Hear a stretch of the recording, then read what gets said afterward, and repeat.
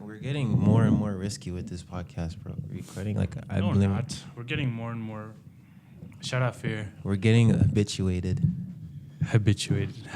We're getting habituated. Habit. Yo, 35, dog. 35. That's how old I am. 35, bro. In process, bro.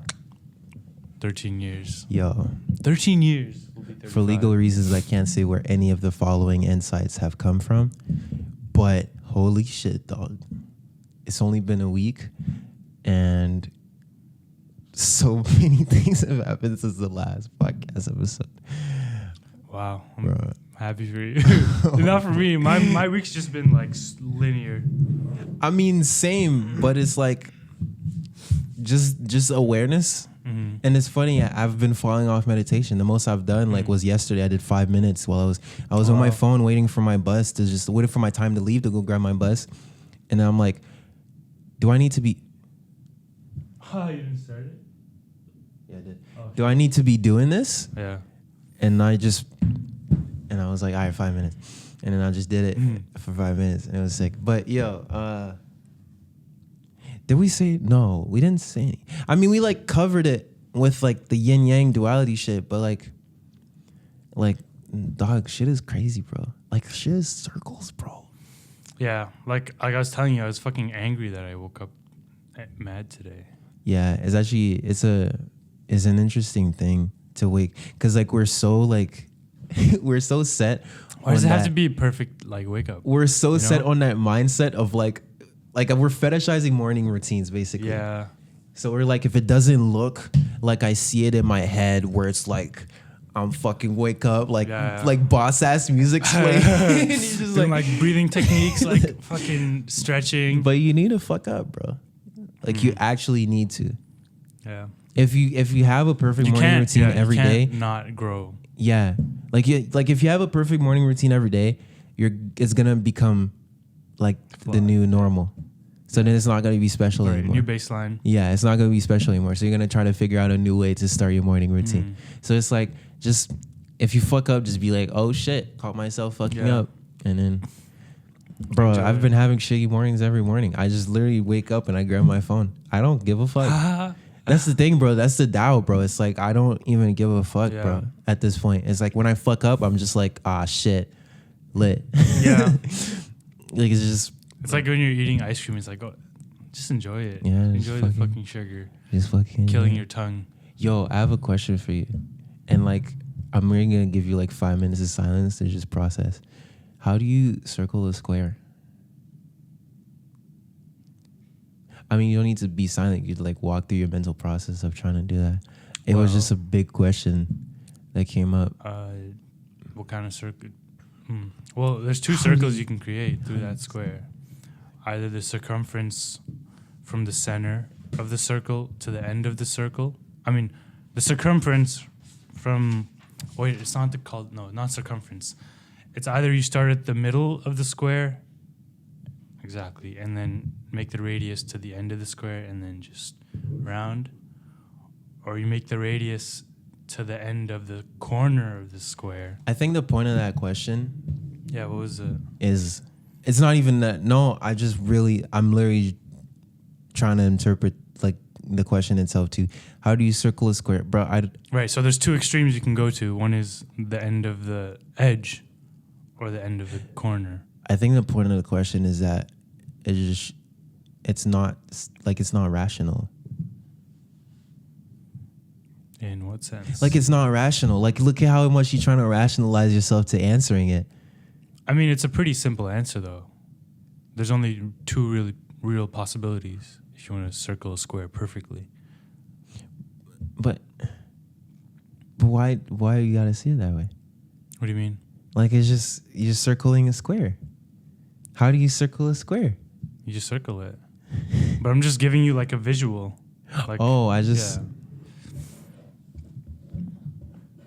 Because then you can always square a circle. Oh. Okay, so if you square a circle, the circle's always going to be in the square. See, the way I was circle a square. The way I was interpreting was how do you turn a circle into a square? Like, how do you circle a square? How do you turn a square into a circle? What the fuck? I mean, you'd have to fucking like break the corners or some shit. Bro, okay, so you know how I was telling you about the whole dot thing? And now we're literally just one dot? Right, in the multiverse. Yeah. No. But that's what got added today. Okay. I wasn't thinking of it in terms of that. I was just thinking we're a dot, right?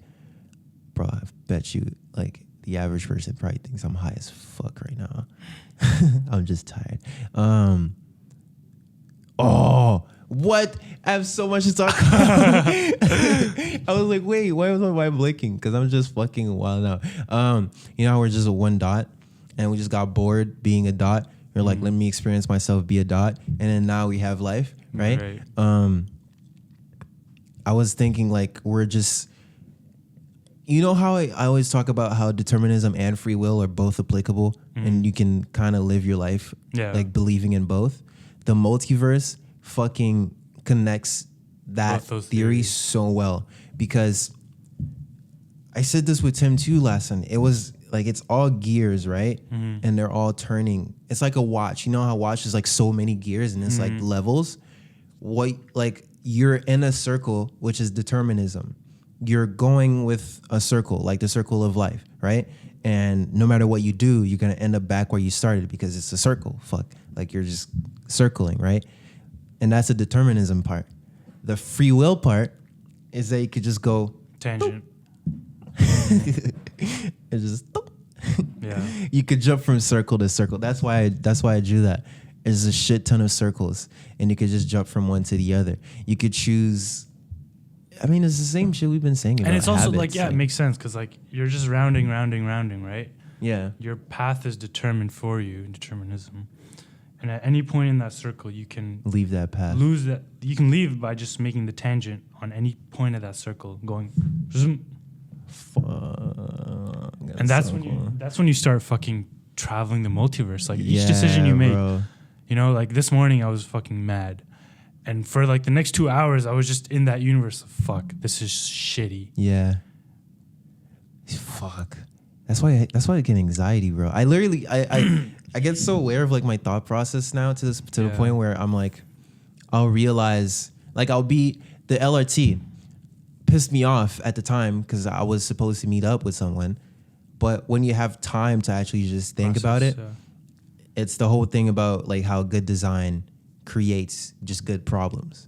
Like, good design doesn't solve shit. Okay, I wouldn't, just back to that, I wouldn't say it creates good problems. I think it just creates problems. It just creates problems, yeah. It just in terms of it sounding good, going good design creates good problems is like tight. Yeah.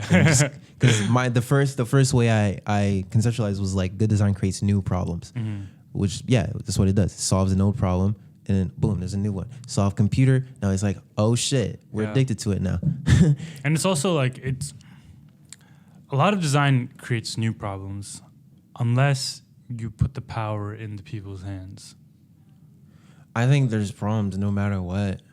For sure. There's always going to be, like, in class, I gave this analogy, like, okay, meditation.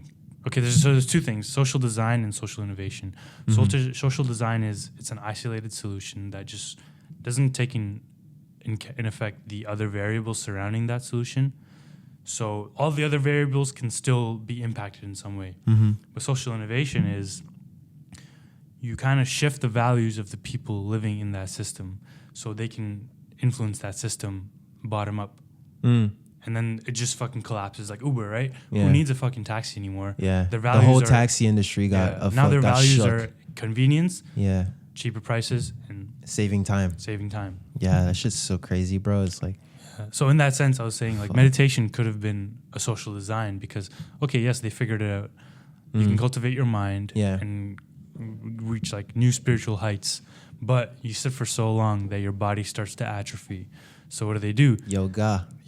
They figure out the system, the science of the body to figure out, okay, how can we stimulate these three glandular systems? And the tools to do... Bro, that's so crazy. How do you just close your eyes and do it? So they have two tools to do that, which is the postures and the breath work. Yeah. So that becomes the social innovation. I think that's one thing that's very underrated in yoga. The breath work? There's so much focus on the posture, but I think like it's the breathing, not even the underratedness. It's just people don't know. it's overlooked. Cause it's overlooked and people don't like. People just see yoga as the posture because that's what it's you like, see. Right? Physical, like surface level without knowing any kind of spiritual benefits from yoga. All you see is just shit, cool postures. But like when you actually pay attention to your breath, it actually allows you to get better at the postures. Like you could get deeper, way deeper, and go stretch and stretch even further. And not even just that, but it's connected to our physiology. Okay, like I was listening to Paul Chek and he was saying, "Pass me the wallet." So if you throw something, naturally, you're going to open up, inhale, and when you throw it, exhale. Try doing the reverse. Try. It just your doesn't work. You're going to lose so much power just from that switch. So it's the flow of like... It's the flow. Plus, your nervous system is ingrained in those movements. So if you're like squatting, you're naturally going to... On the jump, you're going to... to push, right? So in that same sense, if you use your breath to learn new movements, bro, your nervous system is going to integrate it just like that. Breath, bro. Or at least quicker. Fucking breath. Oh my God. It's crazy. Bro, it's... And like I was telling you, I got a fucking F on my essay, right? Because like I was looking at mostly just the science of it. And you just really wanted to talk about Wim Hof. That I did, but I that was mostly it. But like just the way course is structured, like no one had any idea what to do. Yeah. So when I got the paperback, she's like, okay, you have to connect it to social innovation. I'm like, fuck, okay, I gotta rewrite it. But it is a good like challenge for me because it's like. I think you probably got a lot out of writing that essay though. Yeah. Because I think the thing about essay writing is that and I'm still not done writing it. You make connections, like you make cool connections. It's like it's a rational, very rational, academic. Like it's academic, linear but like a lot of things I remember from school are things I wrote essays about because it really forces you to think. Right? You're basically just organizing your thoughts, like and pulling things together, putting it all in one. Hectic process is your thoughts. You just like. Molding it into a way that not only you understand it, because you can understand it, but the goal is to get someone else to understand what the fuck you're saying. It's not, you're not writing an essay for yourself unless you do that. But like in academic perspective, you're writing an essay to tell the professor, hey, all the shit you've been teaching me, I understand it. Like you're trying to impress the professor essentially. Yeah. So by making it like super simple. Yeah. But I want to ask you how, kind of on the lines of my essay, like how can we innovate on the breath? Like how can we speed up the rate of adoption to just breath, like awareness of breath, breathing techniques? How do you think? I'm like super big on action right now. So I think it's about mastering it yourself. And then of course, like any opportunity you have to spread the word, but people are very empirical. Like we're a very material based society, right? So we want to see it to believe it, right? So people will only believe when you can show them. Like Jung was super into like spiritual shit. Yeah. But he was like, I need to figure out, I'm a scientist and I know the world I live in. So I need to figure out how to bring this into science. And now we know about conscious and subconscious. Yeah. And that's really just spiritual shit. We just put it in scientific terms and then we managed to like show. Right. So that's the framework. That's the way that's innovation. It's like you come across it in terms that is so abstract, and it's about how do you bring it so that anyone who sees it can understand what the point is. You need to simplify it. Yeah, and I think nowadays like science is that medium because science is a religion, bro.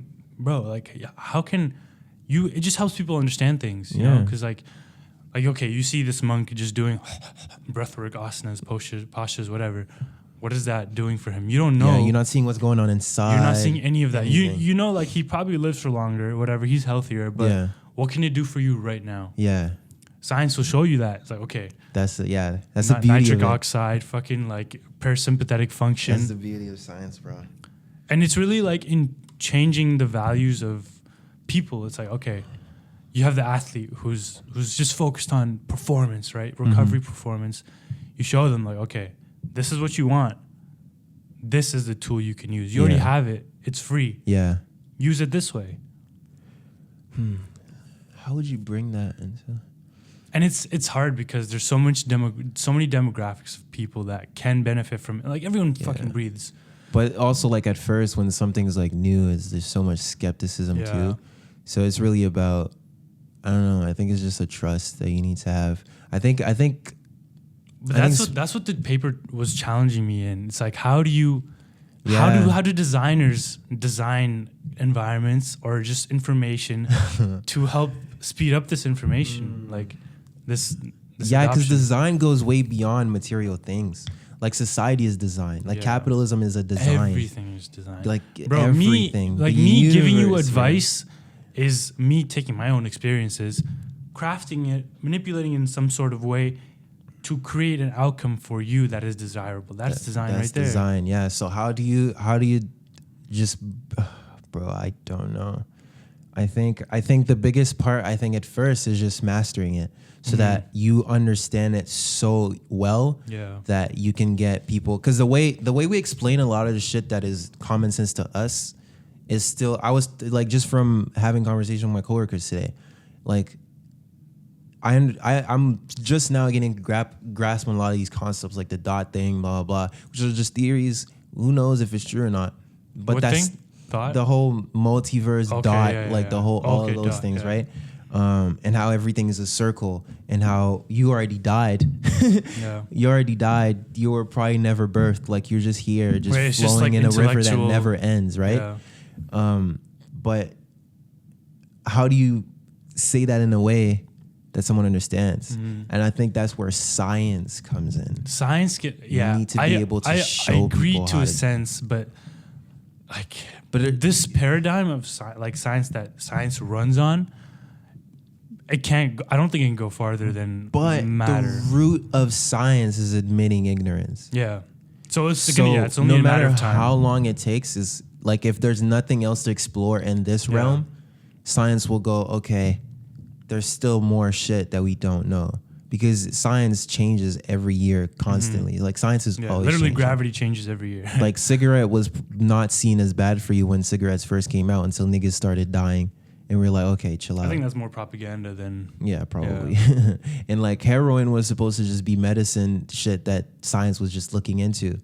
Opioids, like just downers, just looking into that for medical reasons. And then people just started adapting it for recreational reasons. And then we were like, oh shit, we fucked up creating this new compound. Let's take this back. But now it's like we built that habit already, and then like the entity already exists. So people are like have access to it, right? Money. Yeah, and there's money and there's money in it. But we figured out how to legalize heroin, but that's just conspiracies that we could just. But I think like where you draw the line of like understanding, or when people finally start to understand, is like when you, as you said, empirical, right? You need them to experience it. Yeah. Like when I went to the Vipassana, bro. Yeah, that's the thing. Yes, I could have just read the book. I did read the book prior to going, and so okay, yeah. Watch your breath. You blah, blah, experienced the benefits of meditation through those 10 days, because it was the intense balls deep, like 3 1-hour meditations every day. Days. You know how fucking crazy that is? Like 1 hour, 30 minutes is like wild. Yeah. So like to do, and there's people who do 5, 6, 12. Like there's niggas who literally just sit around and it's just about, I don't know. I think it's just like everything will come in its time. Like, but how do you explain in a way that is not like effortless? Like how we're saying that is effortless. You mean? No, because what I'm saying is like, how do you innovate? How do you like connect that with social innovation? It's like my answer is you just gotta trust the process. But how do you communicate that in terms of an essay when someone wants you to know?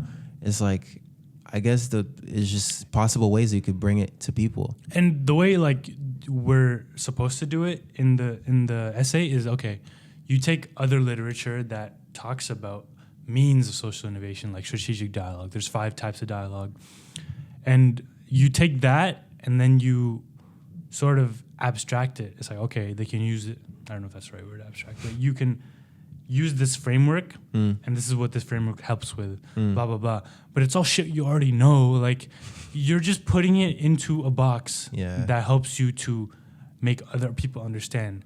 But Because Wim Hof, what did he do? Like 30 years. He was the in the terminology used by a strategic dialogue. He was the trigger of publics, which is okay.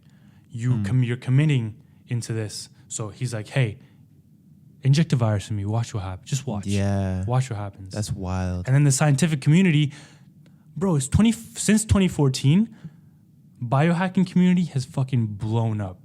Like breathwork, cold therapy, saunas, all this science coming out just because he was like, okay, yes, do this.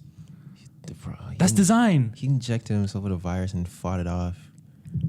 And he taught other people to do it. With his fucking mind. And then when people said, oh, he's a special case, he brought a random student in and said, hey. He brought a whole group of people. That's the beauty of him. He's crazy, but he also understands that that's how the world works. Like, that's what I mean by you need to master it first, because like when you first bring something out that's so against the grain, it's called against the grain for a reason, because you're going against everything. Yeah. So if you're gonna go against everything, you better know what the fuck you're doing or talking about, because they're gonna question you so many different ways. And that's my big thing with that's my biggest critique with the just the academic framework. It's like, okay, yes, you can use this framework to further the adoption, but if your heart's not into it, how are you gonna tell these designers go do this way? Yeah. No, it's not gonna work. Someone has to be in charge. Someone has to be leading the front. Yeah, you need a leader. You need to know everything about it, not just a design. Yes, you can get designers to help you for graphics. Fucking, how do I roll this out? Marketing, but in the sense of big social change. Because the title for my paper was Emergence of the Autonomic Healthcare Revolution. But you mainly talk about I read the conclusion paragraph. You mainly talk from that, like you just talked about health revolution. You're kind of just saying it felt like you just hit half the part. You said what was going on, but you didn't say, you said what you wanted to implement, but you didn't really explore on how, I guess. Yeah. Because see, the design part in Wim Hof is he has an app. He has a retreat where you can literally go to where he lives and then experience it yourself for 7 to 10 days or however long you want to experience it. There's YouTube videos of random people meeting up with him and him showing those people what they can do. He's designing he's designing the Wim Hof method. He knew it for himself, did it for 30 years to a point where he knows it like the back of his hand. He's fucking fought off viruses with his mind. He's 30 Guinness records later is okay, now let me bring it to people by designing a business around it. That's true. Let me design a whole curriculum where people can come over and come over to my home. There's a space for them to experience. There's a space for them to experience if they want to. What happens when they experience this and they have a good experience? They're going to tell people, oh my God, you should try this out. I've never seen something so simple. And all of these things that I've been outsourcing to external shit, I went to this retreat and he literally had me face these things. I climbed a fucking mountain in my shorts. I never thought that'd be possible. I jumped into fucking water in minus 10 degrees. I didn't think that would be possible. So it's all those things. And then someone tells that, and you're more likely to believe someone that you know than someone if Wim Hof came to you, he's you could do all these things. You're less likely to believe it if your friend comes to you and they're look at all these things. So you're gonna be whatever, let me try it out. You try it out. You have a good experience, you tell your friends. Yeah, they try it out, and then it expands. So I think that's the part. It's how do you bring that in? The model of, That's the design part, I think. Yeah. Where you innovate. And we're sort of trying to do that in a sense, with the ice tip. It's a perfect segue. Yeah, we're showing how it's possible. Yeah, it's possible. I'm trying to do it next week. Because bro, if we don't do it before next week, it's gonna get way too cold. Way too cold, nigga. Way too. I'm just kidding. Yeah. I'm just kidding. There's probably such thing as way too cold. There is. Because next week is fine. For sure. Yeah, next week. I'm trying to just do. Today would have been perfect though. Today's sunny, fucking not too cold. Fuck that. Yeah. I was not. It would wake me up though. Yeah. Shit. but you also don't have time, quote unquote. Which I don't. You had work, so like. Good called out. I'm just kidding. Nah, I'm down for that. Yeah. I'll probably. Damn, we did it last year, bro. That's. Yeah. I mean, this year. This we did year. it April this year. That's so wild. We like no one like knows unless we tell them. Yeah. I have the video still. I'm pretty sure it's on my hard drive. Yeah, bro, we did. Shout out to him. Like that's crazy that we did that. Yeah. I wouldn't have done it without you, because like there's no way I can just get myself to do that shit like on my own will. But that was crazy. Like the people were like, niggas was stopping, like niggas was driving and stopping. They were like watching. Some were honking, and it's like, yeah, because like, are they gonna kill themselves or something? Like, it's like that's weird. And we're in shorts, like we're ready, like, we're prepared for it. But that's very cool. there too. Yeah, Banav was there. Oh man, I miss Banav. R.I.P. Fucking no, but yeah, it's just a game of. It's a long process. That's why I think it's hard to conceptualize it instead of just saying like trust the process, because it's like, how do you figure out how to bring this thing that has no words? Like, what's an idea?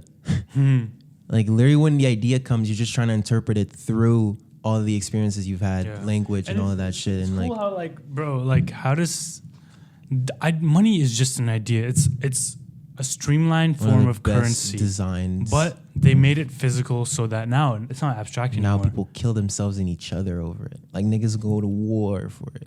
Like make currency for certain things. Yeah, imagine.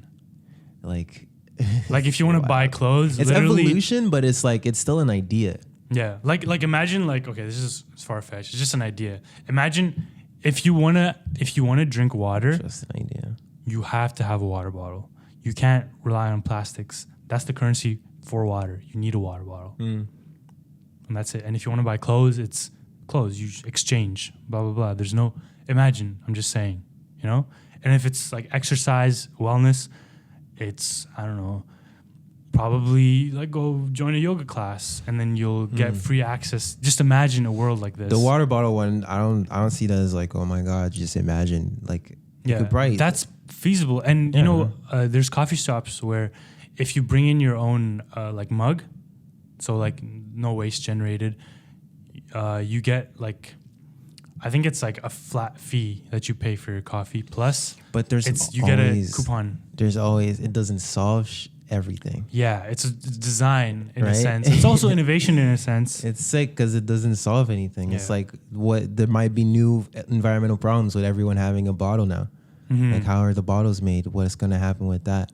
Like, there's always going to be some kind of thing. Always. There's always going to be some kind of thing. And with the problem of, like, scale, it gets even more complicated. Like, how many toothbrushes are there in the world? A lot.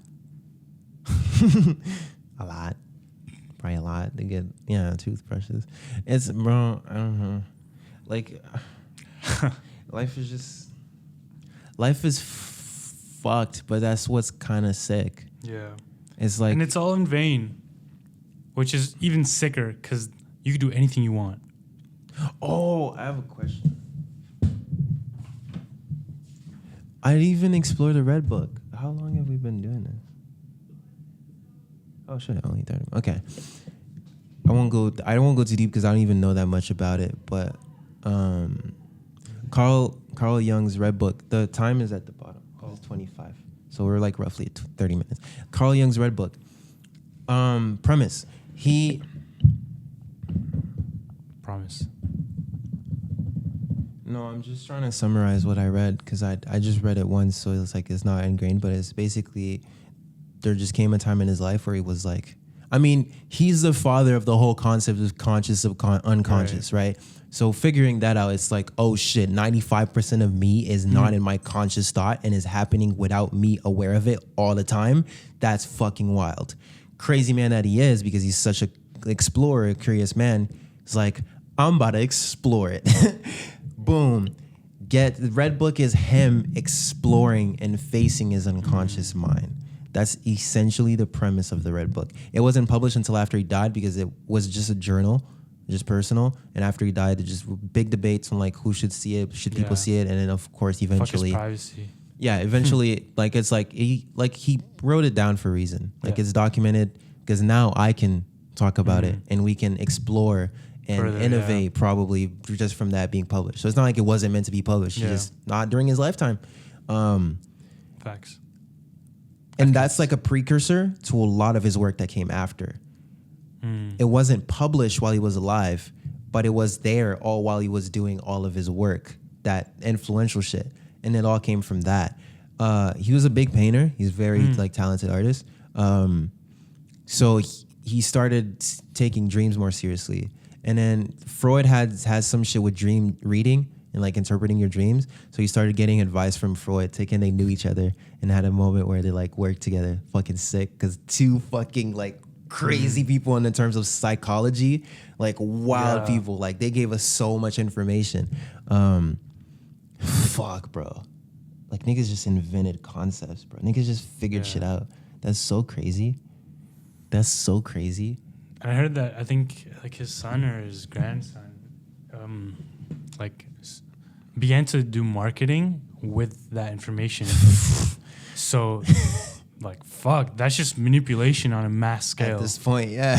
At that point, it's just manipulation. But that's what marketing is. It's like, hey, you need this.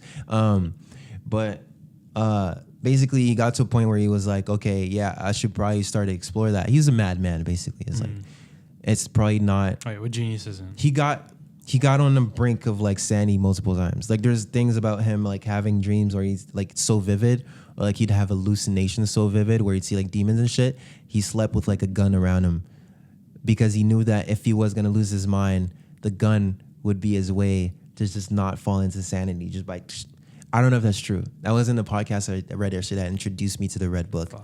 And it talked about so many things. It's titled The Strangest Form of Self-Help. That's why I clicked it. I was like, Like, it's like, I've been so into that, but then there's like the strangest form. It's like, oh, it's a different thing.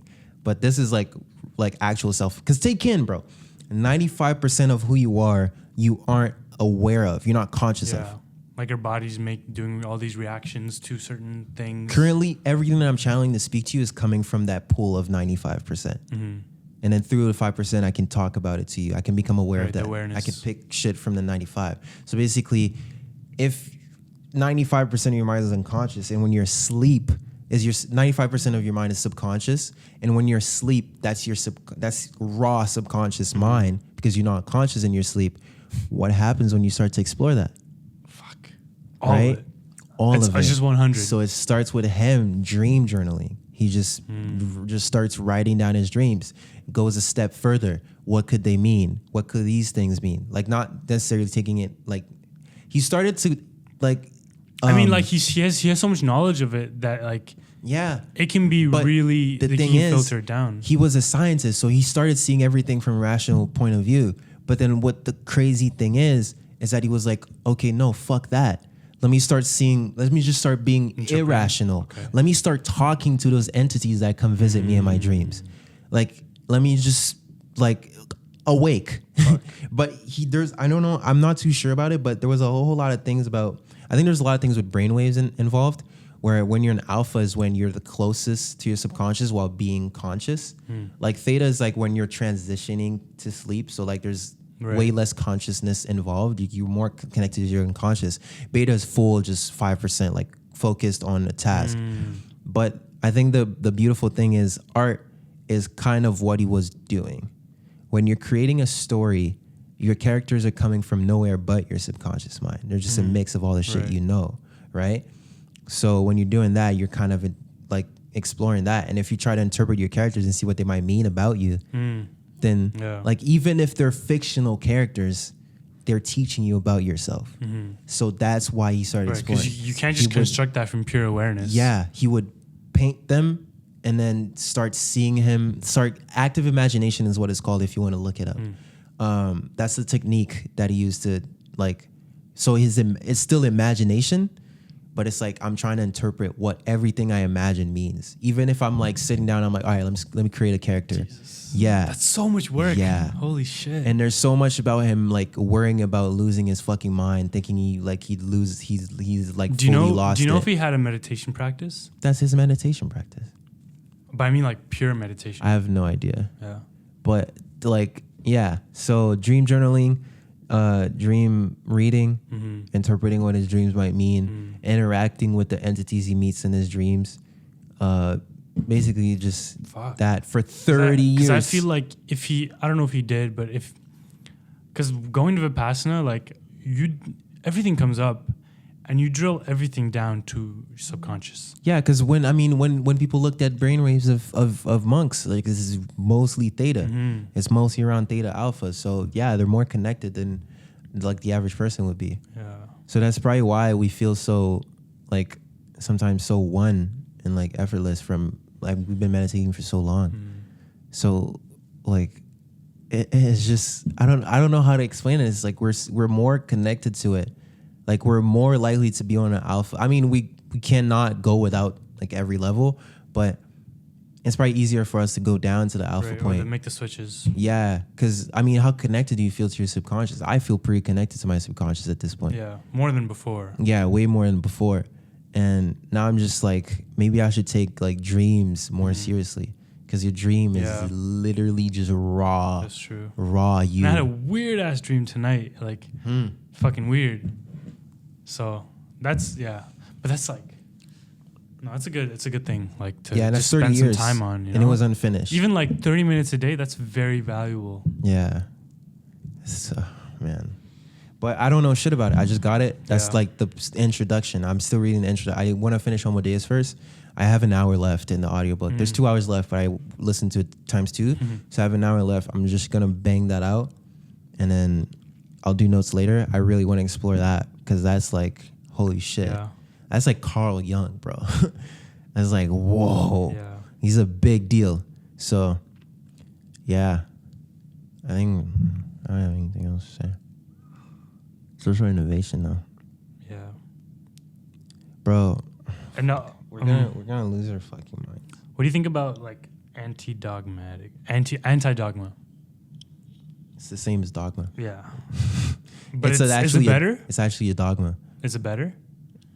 Bro, it's dogma, so it's not better. It's the same thing. No, I mean like, is it better in the sense that you're not actually bound by the rules of a certain... But that's a rule. It's the only rule. But nigga, you're breaking rules though. Like that's the rule. You should break the rule of breaking rules. Just don't attach to anything. Go fall into dogma. Fall into dogma, and dogma is convenient to be fell into. Like there's like, why are you privating? See, that's the thing though. When it's convenient, you can always make it convenient whenever it's convenient for you, for your ego to take advantage of things.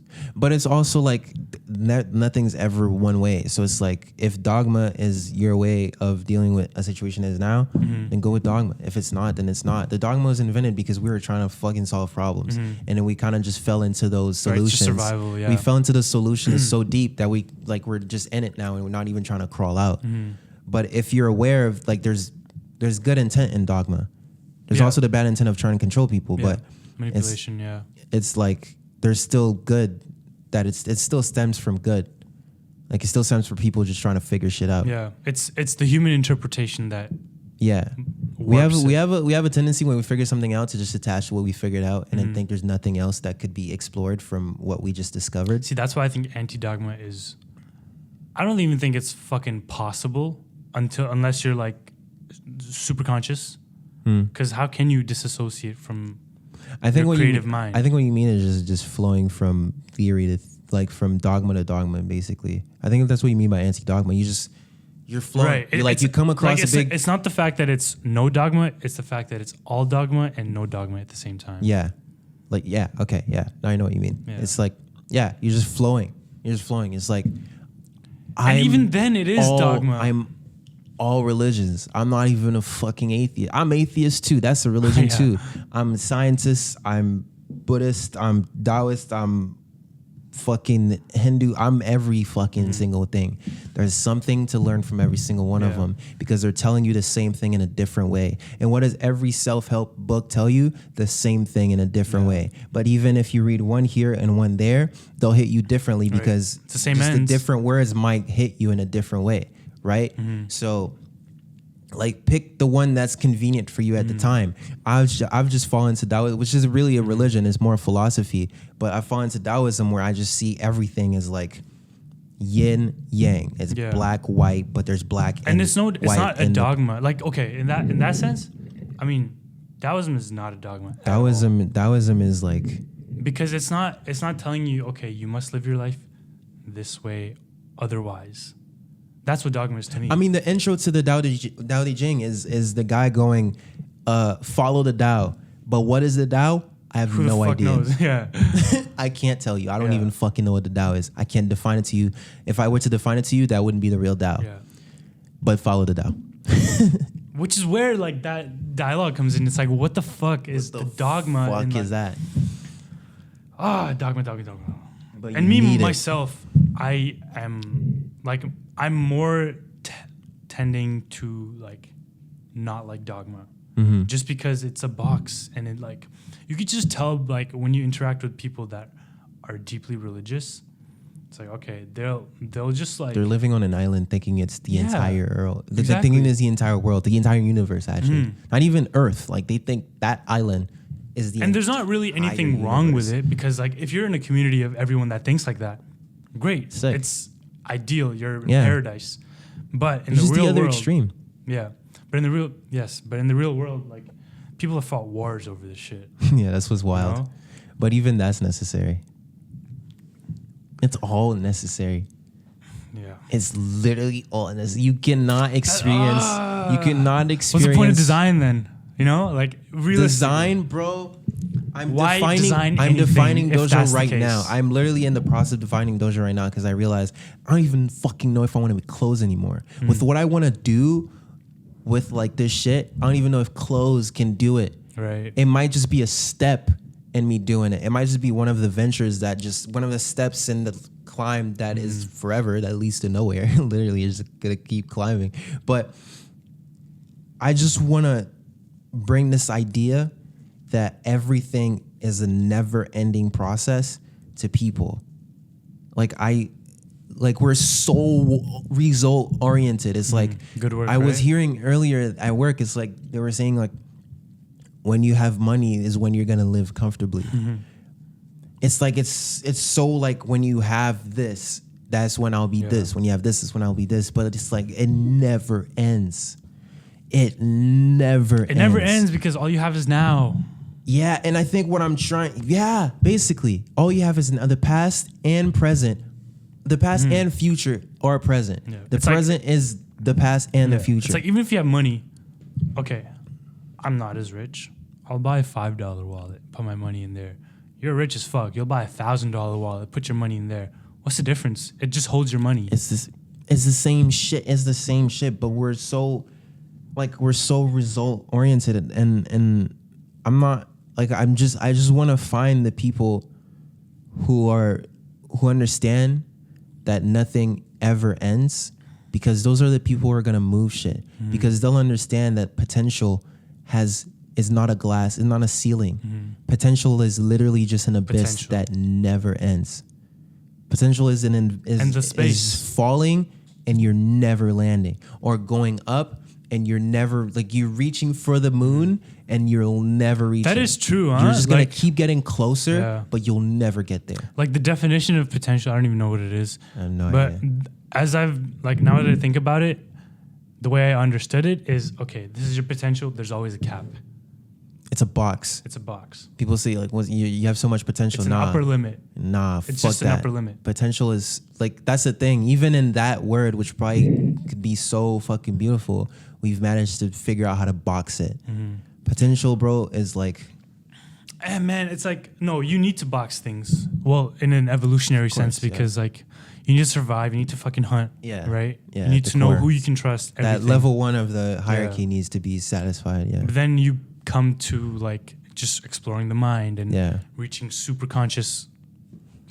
And then everything is just the same thing. There's no boxes, because if you put a box in it, then you're just back here on this earth. Yeah, bro. So it's like, how do I express that and then change that mindset with clothes? And that's where I'm at right now, because I want to change that not only with the designs, but with everything around it. Like, where does the fabric come from? Because if everything is a never-ending process and you can always get better, then I should be like evolving the industry which I'm within itself. You know, too. I think the easiest way is humor. Yeah, 100%. Because it's the easiest way to evoke an emotion. I think. Plus, it's harder it's to like, make someone sad than to make someone laugh. Yeah, that too.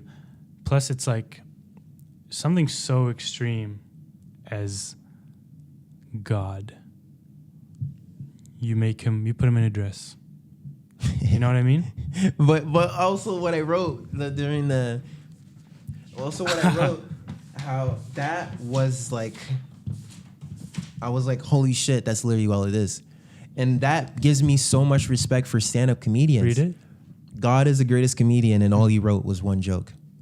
And we're the joke. Bars. We're literally the joke. Yeah. And before that, what I was saying, my quote on that same thing, my other iteration of that idea was, life is a joke, and until you laugh, you won't be laughing. Right? So it's like, no matter what, you're gonna, like, life is gonna seem like it's laughing at you. And if you keep being cheesed, you're gonna have a bad time. Pharrell said this too, you know, life is a joke and the laugh is on you. The laugh is on you. The laugh is for you. It's literally just, bro, if you just laugh along, you're gonna have a great time. Yeah. Fuck. You're gonna have a great time. I love you, man. like this morning I woke up so shitty, but like into my entire mood has changed. This grounds us, bro. Yeah. I love doing this. It grounds us. Like, it's so cool. Yeah. Like, it's like, that's the selfish part of it. It grounds us, and it helps also like interpret the shit that we're like conceptualizing in our heads. Bro, I'm gonna lose my fucking mind. I see it. Like, I'm gonna lose my fucking mind. I'm not like, nah. No, of course, bro. You're gonna die one day. Of course, you're gonna fucking lose it and go back to God. And I'm so down. I'm so down. Fuck it. And I was reading. Overrated. I don't know what time it is, but the timer says 8 minutes left. Okay. So I was reading the book that Dada gave us, Advent of a Mystery. Fuck, I need to talk to that nigga. I feel like a bad boyfriend. It's, and it has a chapter where it just says death is not painful, and he like, okay, death is not painful, fucking hippie, right? But I don't know if it's a biography. I don't know if you want to believe it or not, but he does this demonstration in front of his disciples, right? Where he takes a guy who come in front of me, sit here, meditate. He commands the fucking kundalini to rise to his third eye chakra, right? And then after, like, he just explains some shit, like, okay, there's 3 principles, keeps the body alive. He just dissipates them.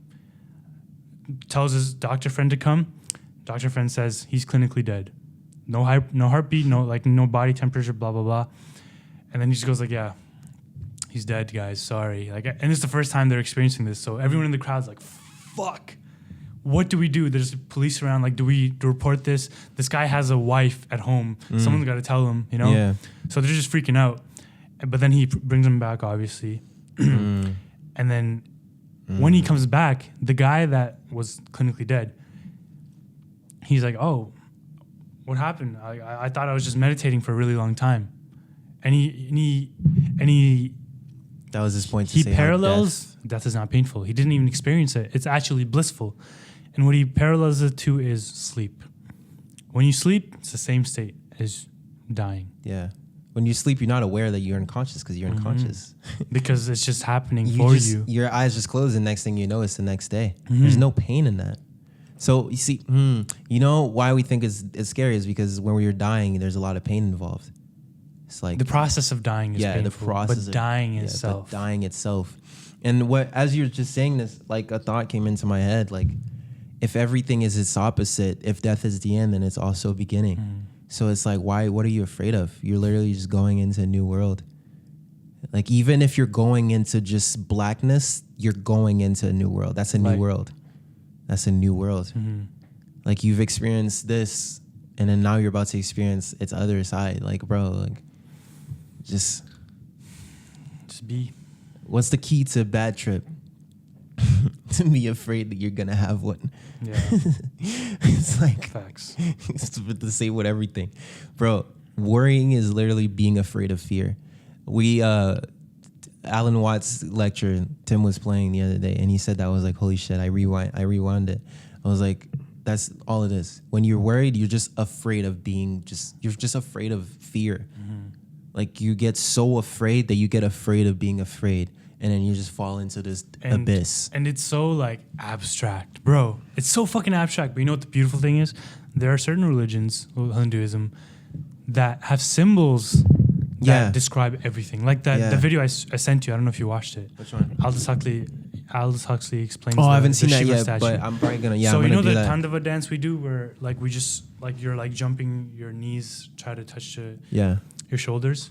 What that symbolizes is the Shiva statue, where he has 4 arms and he's doing that dance. Yeah, it's like when it's at the point when the knee is up. Yeah. Like, So one hand he has a drum, which creates everything in the universe. Oh fuck. The other hand, fire, Which destroys everything, and the other 2 hands, I think one is saying, "Worry not," like it's okay, or no, one is pointed up, so do not worry, everything is okay. The other one, I'm not sure exactly what it means, but it points down to his foot, which is raised against gravity, which is dancing, right? So which means you're creating pressure on your standing foot. And on that standing foot, he's standing on the ego. To break the ego's back, you must contemplate life, spirituality. Otherwise, you're trapped in that circle forever. And that circle that he's surrounded by, the ego's a box, is the universe, the material universe, you know? The ego's a box. Yes. And you have to break out the box.